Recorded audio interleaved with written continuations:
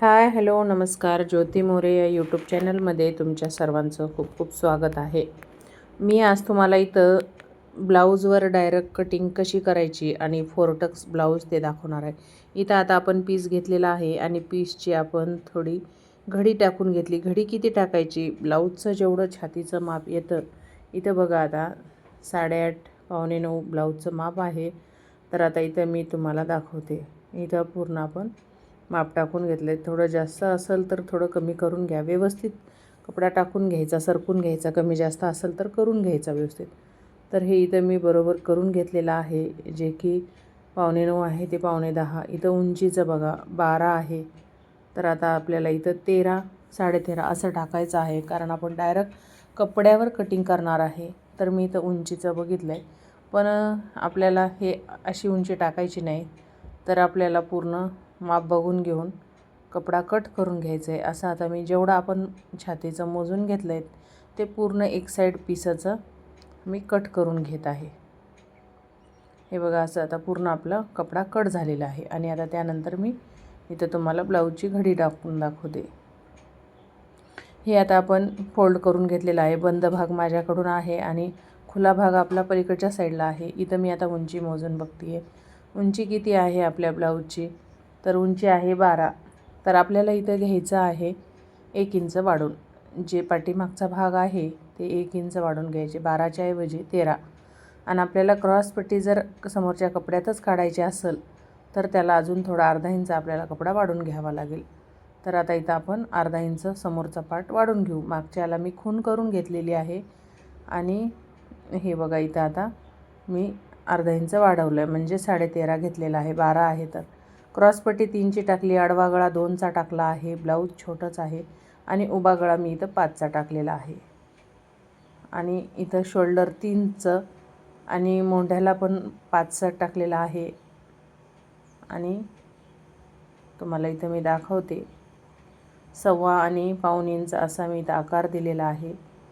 जे की थोडंसं माझा खडूचं फास्ट ओढल्यामुळं होतं इकडं तिकडं, पण मी कटिंग करताना व्यवस्थित घेते. खालीवरी कुठलाही कपडा होऊ देत नाही. तुम्ही थोडंसं हळू घेतलं तरी चालेल, कारण माझं कटिंग करताना व्यवस्थित येते, खडू जरी माझा कमी जास्त दिसत असला तरी. हे बघा, आता इथं मी तुम्हाला दाखवते फोरटक्स ब्लाऊज कसं आपलं पूर्ण आखून घ्यायचं. हे बघा, हे टक्स पण दाखवते तुम्हाला. झाले हे आपले फोरटक्स ब्लाऊज. आता इथं मी तुम्हाला कटिंग पण याची करून दाखवते. कटिंग करून व्यवस्थित खुणा करून घ्यायचा. हे झाले आपलं फोरटक्स ब्लाऊज. हा खोल भाग समोरचा वेगळा आपल्याला काढायचा आहे. इथं आता मी क्रॉसपट्टी कट करून घेते. हीच क्रॉसपट्टी आपल्याला लावता येते, कारण मी घेतानाच वाढून घेतलेला आहे समोरचा पार्ट. त्याच्यामुळं आपण ही क्रॉसपट्टी वाढून घेऊ शकतो.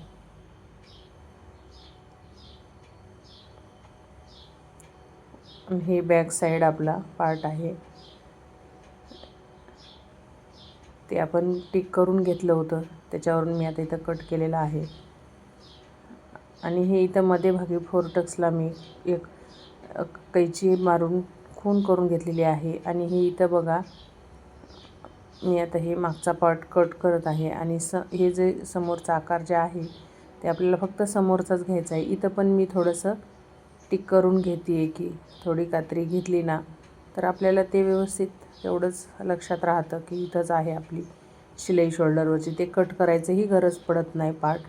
आणि इथं बघा, आता मी समोरचा खोल भाग घेत आहे आणि शिलाई समोरचे टक्स घेतल्याच्यानंतर हा समोरचा मध्यभाग कट करून व्यवस्थित समोरचा गळा आपला ओपन होणार आहे. आणि हे इथं आपली शोल्डरची शिलाई येईल. आणि हे असं पूर्ण आता आपला ब्लाऊज रेडी झालेला आहे. आणि आता इथं मी तुम्हाला मोंढ्याचं कसं माप घ्यायचं दाखवते. इथं 7 होतं आपलं क्रॉसमध्ये. जेव्हा मी घेतलं ते क्रॉसमध्ये मोजल्याच्यानंतर जेवढं आपलं येईल त्याच्यापेक्षा 1 इंच आपल्याला बाहीचं माप वाढून घ्यायचं. इथं मी आपली 4 पदरी घडी टाकलेली आहे. इथं 8 येते आहे घडीचं माप. आणि इथं मी तुम्हाला दाखवते बघा, दोन्ही पण तेवढंच येतं. ब्लाऊजवरून डायरेक्ट घेऊ शकता किंवा तुम्ही मोजूनही घेऊ शकता. इथं बघा, आता ब्लाऊजचं पूर्ण माप मी तुम्हाला दाखवते.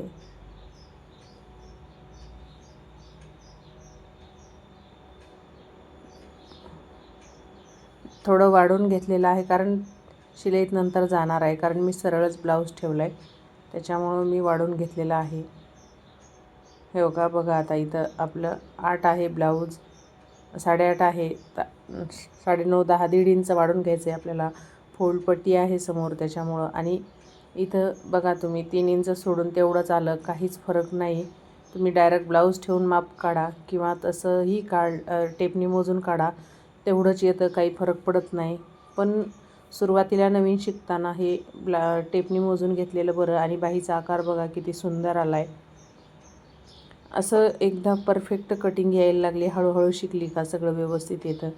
पूर्ण बघा हे कुठलाही पेपर कटिंग न वापरता एकदम छान असा आपल्याला स्लीवचा आकार पण आलेला आहे. आणि पूर्ण ब्लाऊज झाल्यावर पण मी तुम्हाला दाखवणार आहे की ब्लाऊज रेडी शिवून कसा झालेला आहे. रोज रोज शूट होत नाही, त्यामुळे कधीतरीच व्हिडिओ येतात. तुम्हाला जर ही सोपी आणि सिंपल पद्धत आवडली असेल तर चॅनलला सबस्क्राईब, लाईक, कमेंट करायला विसरू नका. इथं आपली जी खाली पट्टी उरली होती त्याच्यावरच क्रॉस पट्टी घेते मी, आणि परफेक्ट अशी क्रॉस पट्टी ही आपली रेडी होते.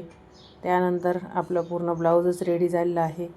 काज बटन पट्ट्या जे उरलेलं आहे त्या कपड्यातून मी काढून घेते आणि ते मी शिवताना घेत असते, माझी सवयच तशी आहे. व्हिडिओ आवडला असेल चॅनल सबस्क्राईब, लाईक, कमेंट करा. चलो बाय.